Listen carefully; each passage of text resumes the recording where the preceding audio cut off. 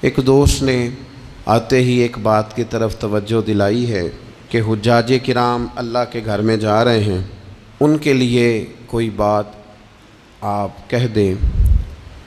تو میں ان کے لیے تو اتنا ہی کہہ سکتا ہوں کہ وہ ہم سب کو اپنی دعاؤں میں یاد رکھے، وہ ہمارے لیے وہاں سے دعاؤں کا تحفہ جمع کر کے لائیں، نبی رحمت علیہ السلام کی بارگاہ میں جائیں تو ہماری طرف سے بھی وہاں درود و سلام عرض کریں۔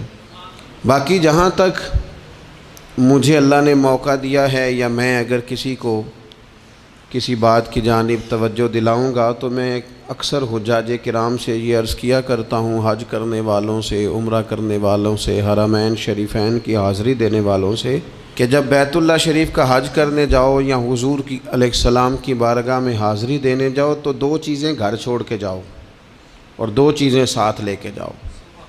اپنا غصہ اور آرام طلبی کا مزاج یہ گھر چھوڑ کے جاؤ۔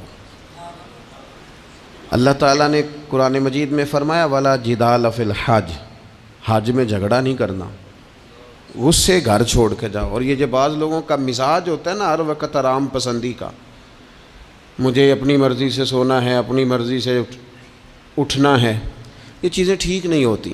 اور پھر میں نے دیکھا ہے، آپ ان لوگوں کو دیکھیں نا جو یہاں سے پہلے کراچی جاتے تھے، پھر وہاں سے بحری جہاز کا سفر کرتے تھے، ہفتے ڈیڑھ میں وہ وہاں پہنچتے تھے۔ اب تو حاجی کے کپڑوں کی استری خراب نہیں ہوتی تو مکہ آ بھی جاتا ہے، بیت اللہ شریف کی زیارت نصیب ہو جاتی ہے، لیکن پریشانی پتہ نہیں کس بات کی ہے، اتنے ڈسٹرب کیوں رہتے ہیں۔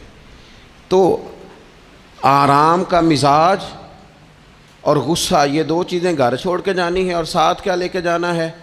ذوق شوق کو لے کے جانا ہے، ادب اور احترام کو لے کے جانا ہے۔ وہاں ذرا ذوق سے رہیں، ذرا تازہ دم رہیں، بجھے بجھے نہ رہیں۔ وہاں ذرا طبیعت کے اندر وارفتگی ہو، پیار ہو، ذوق ہو، محبت ہو۔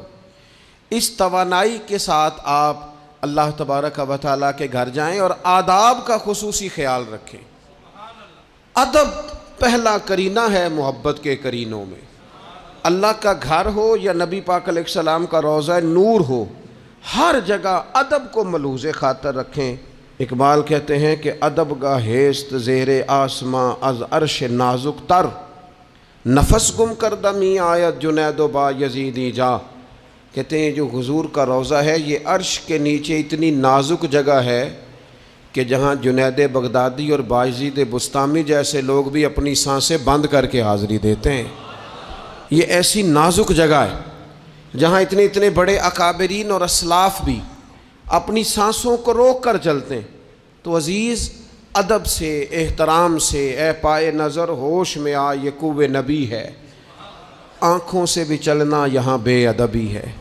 تو یہ دو چیزیں چھوڑ جائیں، دو چیزیں ساتھ لے جائیں۔ اللہ تعالیٰ اس سال حج پہ جانے والے ہر شخص کو قبولیت والا حج عطا فرمائے۔